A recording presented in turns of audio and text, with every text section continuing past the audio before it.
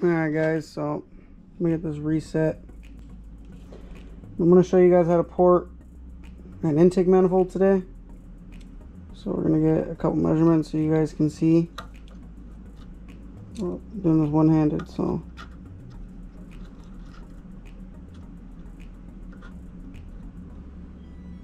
alright, there you go. So our measurement is 75.61 for the throttle body inlet. Okay, now let's get this caliper reset. Right there. Let's flip this manifold over.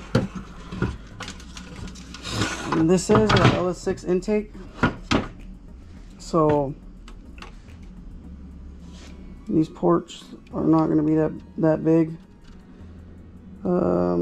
Shit.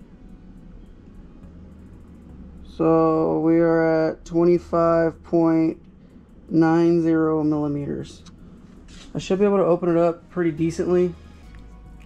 I'm gonna put you guys on a time lapse.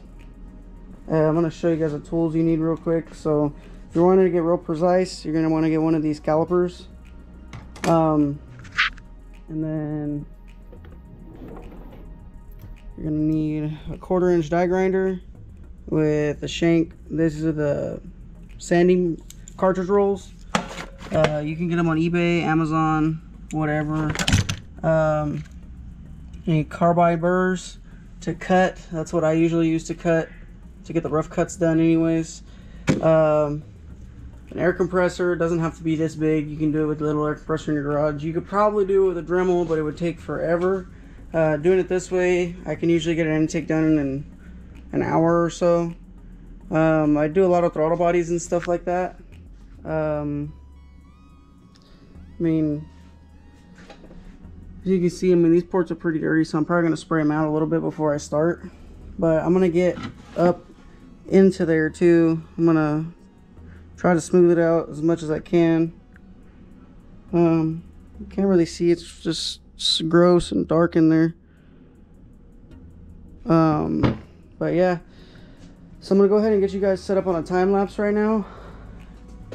And we will see what this ends up being afterwards. Okay.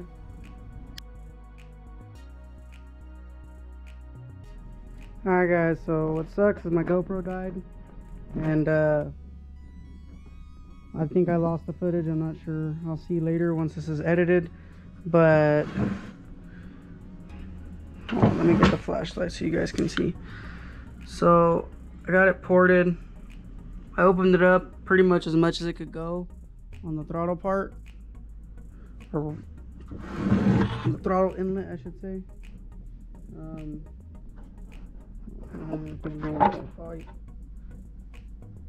You know what? Hold on, we're gonna set you down right here. Flip this like this so you guys can see. So keep in mind, this is still wet. I just washed it off, but here you go. Some people say that this has to be extremely smooth and blah blah blah, but I've seen dyno results, and this slight rough texture, which is 80 grit, to me feels like it picks up a little more horsepower. But we will definitely see once this is completely dynoed. It's going on my friend's CTSV. Hopefully he makes close to 500. I mean, it's going to be a big cam LQ9 with ported 243 heads by me, ported intake manifold, ported throttle body. I think he might put it on nitrous. I'm not totally for sure yet. But yeah guys, that's pretty much how you port an intake. You get yourself one of these, practice on something that's plastic first, and just basically when you're doing it, all you're doing, you're not applying straight pressure like that. You're sanding it smooth. You're moving in a constant motion the entire time. You don't stop. If you stop, it's gonna burn like a ridge into it, and that's not what you want. I see people charge anywhere from $250 to $400 to have an intake ported. I charge $250 right now. I have been charging $300. I have like a little deal thing going on with my business, but if somebody's trying to charge you over $300 to port an intake like this, I wouldn't really recommend it. But even at $300, I mean, $300 versus a $1,000 fast intake to pick up, you know, not the same horsepower, but kind of close. You know, I would go this route. Keep it factory looking. This also, for anybody in California, will pass smog. All of this, porting a throttle body, porting heads, anything like that, it will pass smog as long, I mean, you're going to need a tune, but it'll pass smog as long as you're not cammed or something like that. I have seen guys with ported stuff go in and have zero problem smogging their stuff. But I hope you guys like this video. This is going to be probably my first video on YouTube. I build a lot of cars and trucks and stuff right now.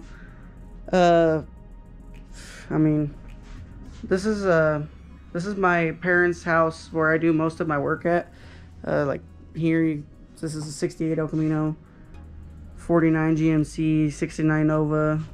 The OBS is getting LS swapped. My Camaro's over in the street. Got my Trans Am over there. But yeah, I mean, I didn't learn this stuff overnight.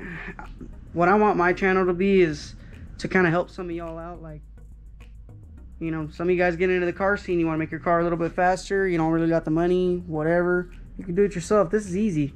You could literally do this yourself as long as you buy the right tools. Like I said, I would not use a Dremel. This spins way faster. You can hold on to it better. Hold on, let me grab the Dremel versus a Dremel. You got, I don't know where the sanding stones and stuff like that, or the grinding stones are for it, but they're like tiny compared to these. I will put a link in the description to all of the parts here. I'm not really going to include like the air compressor. I'll just put probably a generic air compressor that you could use. But I would definitely recommend a blowgun. Blow all of that stuff out. And you will need to use a water hose. There's going to be a lot of trapped debris that got lodged into the intake. And you're going to need to wash it completely out with water for, I would say, 10 to 15 minutes. After that, come in. You're going to use your blowgun. And even right now, I can feel that the intake is cold. So it still has water, because, you know, it's plastic. Plastic absorbs moisture, so it's still kind of moist in here. That's why it doesn't look like it looks different colors.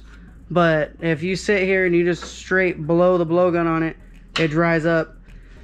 But that's gonna be it for this video, guys. If you like what you see, subscribe, man. I mean, I'm gonna show probably a cam swap next or something.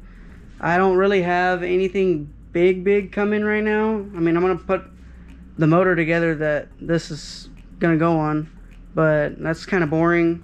I'm not sure if you guys would want to see that, but yeah, well, I guess I'll catch you guys on the next one. I mean, please consider subscribing, like the video if you want, comment if you got any questions about anything. Just go down in the comments, I'll answer the best I can. But until then, I'll see you guys in another video.